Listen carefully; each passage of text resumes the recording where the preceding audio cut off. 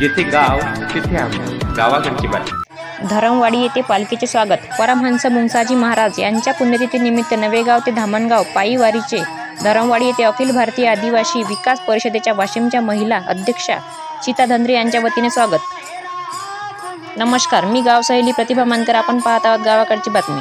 परमहंस मुंगसाजी महाराज पुण्यतिथीनिमित्त नवेगाव ते धामणगाव पायी वारी संप्रदायाचे भ महाराज धोंडोजी खुडे यांच्या कृपा आशीर्वादाने संदीप धोंडोजी खुडे यांनी वारकरी संप्रदाय माध्यमातून दरवर्षीप्रमाणे नवेगाव ते धामणगाव येथे पालखीचे आयोजन करण्यात येत असते।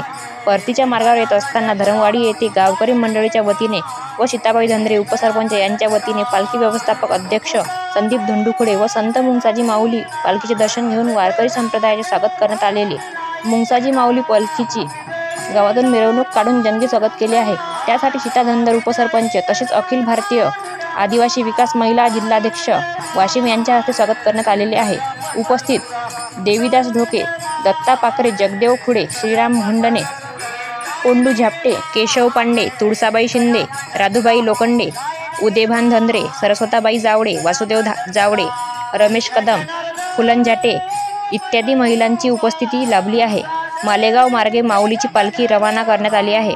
गावाकडची बातमी कैलास बनसोडसह ब्युरो रिपोर्ट मालेगाव वाशिम। नंतर भेटूया पुढील बातमीपत्रात, तोपर्यंत नमस्कार।